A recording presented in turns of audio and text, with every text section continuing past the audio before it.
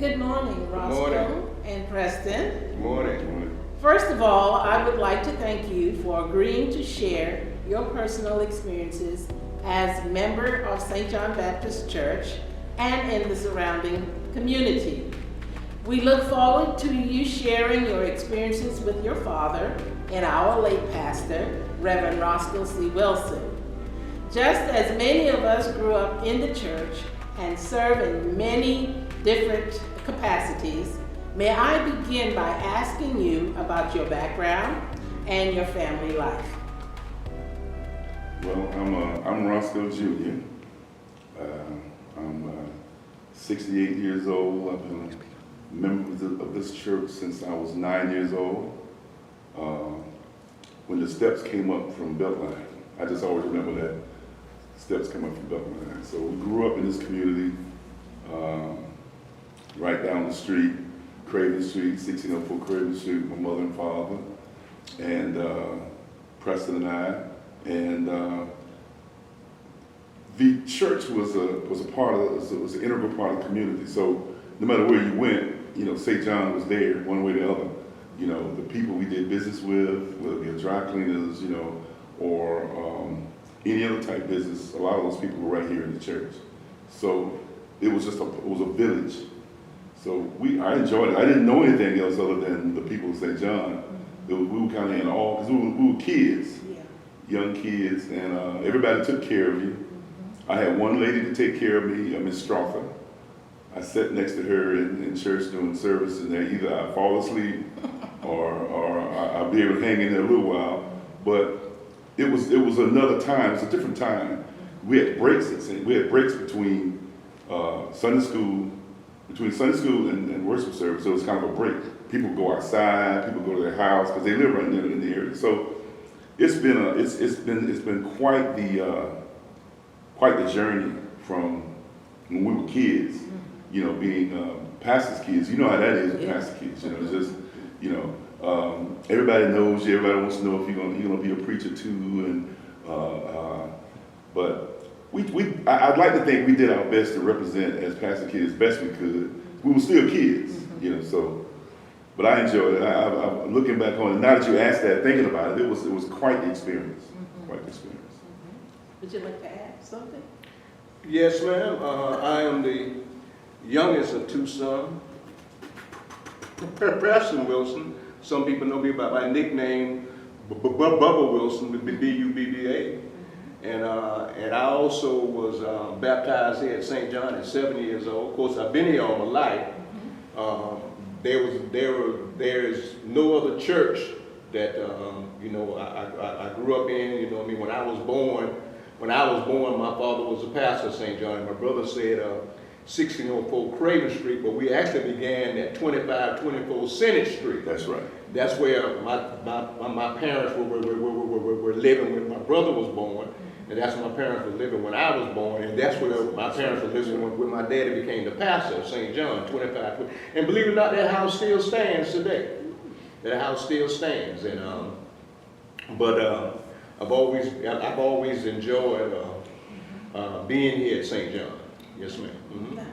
Well, how did the members of the church impacted your life? And also make sure you include, first of all, how your parents impacted your life as, being Christians and in the church. Well, your parents are your first gods anyway. So all I knew was my dad. I was a little fella. I'm maybe big now, but then when I was a child, I was a little fella. So I was terrified of my dad. And he was 6'4", big, and he was very motivated, very stern, very focused, but he was gentle. He was gentle. He would always talk to us before he spanked us. He would always have a conversation. We did something wrong where we need to be punished. You're gonna get a 20-minute talk. You're gonna get a 20-minute talk. He'll bring you down. He'll figure everything's good, but I'm still gonna spank you. We're gonna still do this. But my father was very devout. And I could see it, but as you get older, you start to realize how devout he was. He always prayed on his knees. Always prayed on his knees. Praying was not something that he even shied away from at all. He prayed and make sure we prayed.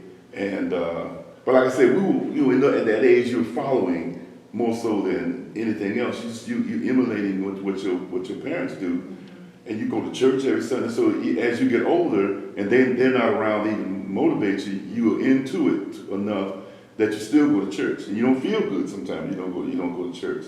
But my mother, obviously, both of them were educators. Both of them were public servants. So we just followed in their footsteps. I didn't know anything else other than helping people and working with people and being as kind to people. And the members, we go to dinner at Deacon so-and-so's house, the Isaacs, the Colemans, the Caseys, the Dreers, the Halls, the Joneses. I mean, it was just everybody right in here. The Deacons used to live right across the street that's right here. Most of the deacons live right in that area. Deacon Lyles, Deacon Goodwin, Deacon Russell, and you had the Joneses, you had the dry cleaners right there. Everybody was right here, so you didn't really have to go too far, and it wasn't an excuse for not being in church. That's right. Because everybody's here. So it was my daddy was a very, very, he was anointed. Now I didn't realize that till later because I understand what anointed meant. But it taught me something. It taught me a lot with other ministers. It taught me a lot with other people, determining are they really who they are. And I kind of used my dad as a guide, of what he did and what he said. So that helped me, and my mother. They were genuine in their ways of making sure that you understood what they were all about. They're all about the Word of God. They're all about making sure people knew when you hear from them, God has challenged them, has charged them to do what they need to do.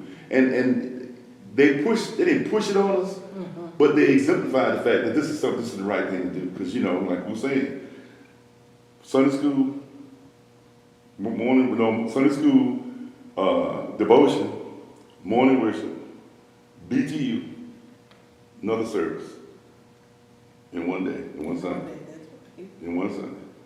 And then something got to be bumped out. It was a choir anniversary or something else. But you're gonna get your 5 services. You're gonna get your 5 services every Sunday.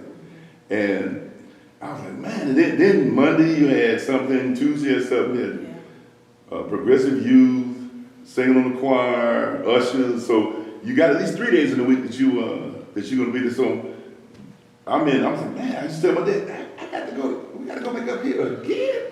My daddy said, well, if you don't go, then the other kids won't go. I said, well, I'm not worried about these other kids. I want to go outside and play. I want to do some things. But you come to understand that was part of what being a pastor son is all about. And I talked to Jamey about it also. Yeah. I said, listen, there are things that you see and are a part of that a lot of other kids not because you're the pastor's son. Yeah. So there's certain expectations. Yeah. But don't let that rub you. You be who you are. Don't let that influence you in any way negative or anyone else influence you in any way negative. I said, if I can be able to help, let me know. Because it's not a been there, done that. It's just the fact that's how it is, So that's my hope. That's my piece right there. It's just we lived it. Well, he's pretty much has covered it all. He's I feel the same way. We were raised up here in St. John, very much a part of St. John, and when you ask the question, you say that how, you ask about the membership, just since he talked a lot about my parents. The members know a lot. In fact, Miss Naomi Dreher was my 6th grade teacher, and Miss Marriott Reed was my 2nd grade teacher, and Miss Laws from St. John was my 7th grade teacher. So I had a lot of teachers who were members of St. John who actually taught me in school. So we were very much a part of St. John is very much a part of our lives. Right. I don't want to put you on the spot, but I know there are many members in the church that impacted your life. But anyone in particular like you'd like to make recognition to that? I would have to say Miss Naomi Dreher. Now, I don't want to, it's so many. That's what I'm saying. It's so many. But Mrs. Dreher, when I was young, I guess y'all would say, well, when you're young, you still had that problem. When I was young, I had a problem with my speech. And Miss Drill was one of the, besides my parents, besides my mother, Miss Drill was one of the first to try to offer me, to try to help me to overcome, you know, my speech impediment. I stuttered. So I would have to say that it is Ms. Drill. Okay. Yeah. I guess Ms. Drill would be in the top three there, because we spent so much time with Ms. Drill. And, you know, she did, whether it was programs, whether it was the program through the church, you know, music, because she was the choir director, and she was my father's confidant as far as, you know, where the church went, other than the deacons. But for me, it was Ms. Drill, Ms. Davenport, Ms. Clara Davenport, Ms. Lyda Jackson. So those three were kind of, you know, they were the honchos. They kind of, you know, steered some things as far as how the church went. They would, you know, programs, you know, anniversaries, all those things they were always a part of. So we were around them a lot more, probably Ms. Drill the most. Because we would generally, if we didn't go to dinner at someone's house, we would generally be at Ms. Drill's house. And then the halls would be in there. The halls would be up. They lived up from the Drills.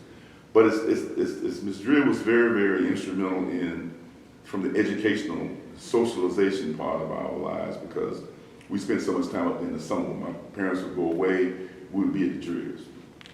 So that's and Lyda Jackson, the Drills. And then you had, for me, on the male side, was Deacon Goodwin. Deacon Goodwin and Deacon Lyles. Deacon Lyles was, man, I tell you, that's a long time ago. Deacon Lyles, my dad's first deacons, and so he spent a lot of time with him. He would talk to me about some of the things he wanted to do, but you know, age-wise, you know, they didn't see that. They couldn't see that far down the road. Obviously, they were in their 70s when he was in his 30s, you know. So, but yeah, Deacon Goodwin and Deacon Lyles, those were, you know. Then you had Mr. Drill. I remember Preston used to call Mr. Drill the Hawk. Not just me. He was a treasure. He was a treasure. Yeah. And he called and then Deacon Johnson. David Johnson. He was the chairman of trustee. Right. Then you had these deacons, you had these ministers and deacons, you had Reverend Hall, Bishop Hall, Ben Tyler. They built our house. I mean, really, they actually, when you see that house on Craven Street, each house, it was built in periods. So like every 5 to 6 years, they would add something on the house, you know. And my dad would call Mr. Johnson, call Mr. Hall, call Mr. Tyler, and another part of the house comes up. So, like I said, it was everything we did, which you think about it, we should do more of now anyway. We spent more with our village. We spent money with our village. Okay, and I know you mentioned that every time the church door was open that you had to attend the programs and the activities were going on there. Were you actually affiliated with any auxiliary or youth activities in the church that you'd like to share? St. John had, at that time, what was known as the PYPs, Progressive Young People, and that was Mrs. Naomi Drill and Mrs. Wilson, Miss Ida Wilson, and Miss Clara Davenport. And they had the PYPs, which is the Progressive Young People. Of course, it was the choir, and the youth choir, and the Boy Scouts, and what else? The Boy Scouts. Yeah, I sang in the choir, and I was on the usher board as I got older. But most of the time, I sang with the on the choir. Mr. Ernest Henderson, Deacon Henderson was the choir leader, and he would drive around and pick all of us up. He picked the whole choir, he picked us up, come by. And I remember when he had this Chevrolet, he had a two-door station wagon, which I'd never seen before. Which would be a classic. Yeah, now he had a two-door station wagon. 57 show. And he'd put us in the back, he'd go out, pick somebody else up, and then after choir practice is over, we put us back in and take us back home. The Boy Scouts, we did a lot of Boy Scouts and Cub Scouts. I just remember the activities, you know, were always, you know, you had a lot of participation. You know, the church was always full of because we have anniversaries, it'd be so tight downstairs. Because because the old downstairs was very tight. So if we had any kind of celebration, I mean, we were sitting. I mean, we were just, you literally had this much between the wall and walking by. So you had to really slide by, going to the table. But it was never a problem. It was always festive. Yeah. Always festive. Okay, and I'm sure as some of the activities at the church, maybe the Sunday school sponsored field trips, certain places, anything that stands out in your memory that you... The church picnic. That was it. I was just going to say the same thing. I was going to say that. I guess the as close as we can come down to the church picnic would be the days that we have the praise in the park. But the church picnic was kind of like held on a Saturday. And during that time, you could not go to Sess Creek Park because it was a segregated thing. And so we had to go down Sumter to a place called Poncetta Park. On Mill Creek too. Yeah, and everybody looked forward to the church picnics, the sack races, the foot races, and everything. And so the church picnic was. It was amazing because I remember Mill Creek. And I remember, as I got older, I taught swimming. I taught swimming at Drew Park. When it was Drew Park, not Drew Wellness. And we'd always learn, you never jump in dark water. That's all we had, dark water. That's right. And I remember Mill Creek would be, you would go out there and you would stand and look out there, and I thought, man, that's some dark water. And they had a fence inside it. So I guess they didn't want you to go too far out. Some of the older young men and women who were a little more daring, they would go and cross the fence. That was something to do. But yeah, Mill Creek, church picnic was we always look forward to church picnic because everybody's together, Biggest thing they was trying to get my daddy not to wear a tie, suit and tie. I said, Reverend, you don't have to wear. He would wear a suit and tie to the church picnic.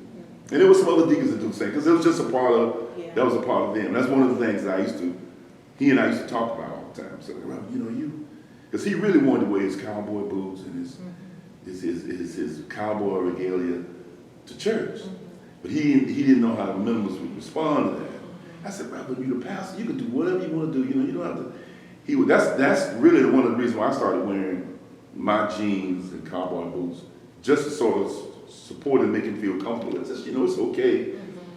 But it took a little while. He started doing it a little bit later on in his years. But at first, man, we go to picnics, he got a tie. I said, Reverend, it is 100 degrees out here. But that was just him. He just felt that he had to be the pastor at all times, which he was. But he wanted to make sure to make sure people saw that I'm here for I'm fun, but I'm sort of the shepherd. I'm watching over this. I'm in uniform. Yeah. So, Preston, I know that you're now Reverend Preston Wilson. What impact did your father have on you, making this? Well, ever since I was small, I always wanted to be a preacher ever since I was small. And, in fact, when I was little, my brother used to call me doctor and this kind of thing. This is when I was a little boy, but I've always wanted to be a preacher. It took a long time I didn't just get right up there, but it took a little while because I was, 56 years old when I went to Morris College to theological school. But it's always in the back of my mind. Yes, ma'am. Okay. Always in the back of my mind. Yes, ma'am. Everyone asks you about it. They always want to know, you're going to be a preacher. I didn't know. My daddy said but he always told us, he said, you don't call yourself to be a preacher. God called you to be a preacher. So he said, because he told me, he said, listen, if you're going to be a preacher, Roscoe, you'll know it. You'll know it. Just don't, it's not a thing you're sitting and waiting. You can kind of tell with Preston, because Preston had a philosophical way of doing things. Everything he did had a certain basis of what he did, even his carpentry, And I could tell years ago when I was living with my father on Craven Street, Preston had his own house, and he'd just come over someday, and he would hint it out, I think I'm being called to preach. I said, Preston, I said, what Reverend told us? We call Reverend. I said, you know what, Reverend said, don't, you don't have to call yourself. You'll know if you being called to preach. I didn't sit and wait, but I don't know if I heard it. I hope I was listening and it just didn't come to me. but I like I told my daddy, because he said something to me one time when we were in New Mexico. We went hunting in New Mexico. Because he always wondered what I did. He never really figured out what I did. He could see it, but he couldn't really figure out. And one day we were out in New Mexico, and we went hunting. We had a good time. And but he came to one of my staff meetings, and we had a little conflict. And I had doing some troubleshooting and talking with staff, and how to work with kids and how to trick these kids. And he was different. These were black kids. Some of them were Native American, Mexican, and then that night we went back to the hotel. He said, you know something? I kind of realized now you do have a ministry. He said, ministry is not always preaching. So he would always, like I say, like Preston, he would philosophize on things that he put it in a biblical perspective. So he said, Jay, you got a ministry, Roscoe. You helping people. That's a ministry. God help people. You help people. You don't necessarily have to preach it, but you can preach it in another way. So that's my experience with him in upbringing and in teaching, giving introspect to things. Sir, is there anything else you would like to share with us about your life here at St. John Baptist Church, what it was and what it continues to be like today, and any goals or? Listen, St. John has been. It's been. You never thought about any other place, any other church, or we've known people here for years. Obviously, we buried some people. New people have come. It's been wonderful. I'm just looking back on it. When Virgil asked me about it, and I started thinking back about it, I was thinking about we talking about church. I couldn't think of church picnic. I kept saying outing, church picnic. That's what they call it. Mill Creek, Poinsett Park. Just looking at how the hierarchy of the church progressed through the years. Your deacons. The whole setup. You're the deacons. You're the missionary society. You had certain people in the church that were just known. Like we're talking about Miss McNair, Miss Dreer, Miss Britt Smith. Miss Brown. Miss Brown used to pick blackberries, and Miss Strawford. Miss Strawford would take care. Miss Rosa Johnson. Rosa Johnson. I don't know if y'all. I know some people, members will remember Rosa Johnson. Rosa Johnson, she was in her late 70s, early 80s, and she and Reverend, she just get up and Reverend preaching, and she said, "Stay on Route 66, Reverend. Just stay on Route 66." and she was just. It was just a joy to be around her because she was who she was, because a lot of times, people don't get up, she would walk around and talk to them and Reverend would keep going. Matter of fact, I think she really kind of helped motivate it, but those kind of things I'll never forget. I just don't forget baptism, I used to help my dad at baptism. I used to put the newspaper down because he had his office was as big as that bench. Yeah. He had a small office, and I helped put his boots on and put everything on. And those were exciting times. Baptism, oh my goodness. That was a big night. So when were you baptized? What age? I was 9, I think. I was 7. Yeah, I was 9. And it wasn't anything that, sometimes I don't think my dad said, well, you need to join the church today. No, I never got that from my dad. One day it just kind of hit me.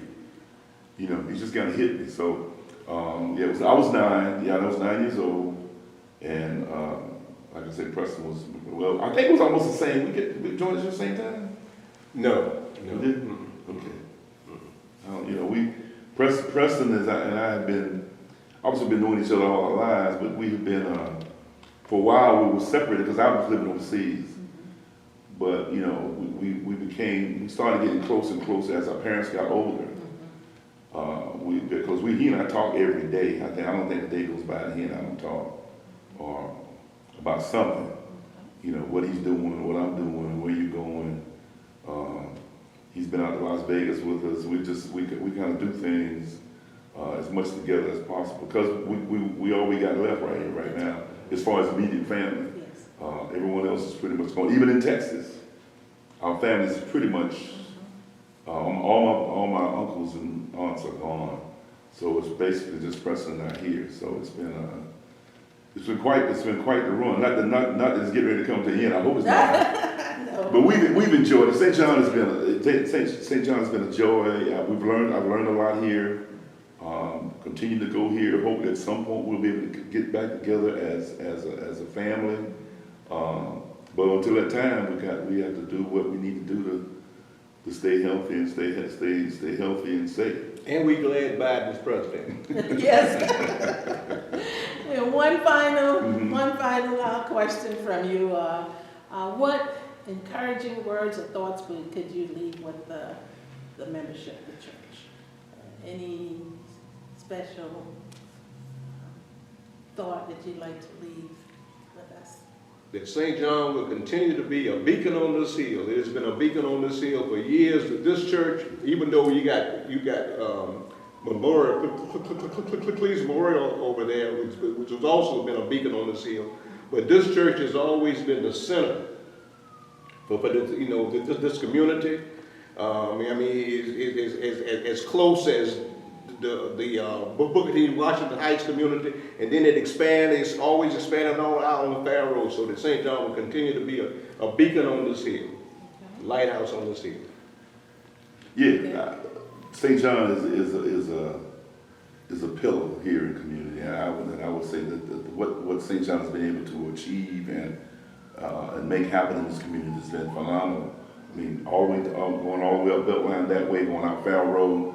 People know St. John. There are, like you say, other churches within a half mile, quarter mile. But for some reason, St. John stands out. It just stands out every time. Which that's good to say, but it's also remember St. John stands out. So make sure that we are serving the Lord, doing the things we need to do, exemplifying good leadership, just good Christian stewardship. Okay. Well, thank you so much for sharing your rich history. Thank you for having us. And spending the time with us. And it certainly was a privilege to have met your mother and father. They certainly have been an inspiration to me. So may God continue to lift you up and grant you all the desires of your heart. Thank you again. Thank you. Thank you. Enjoy. Thank you. All right.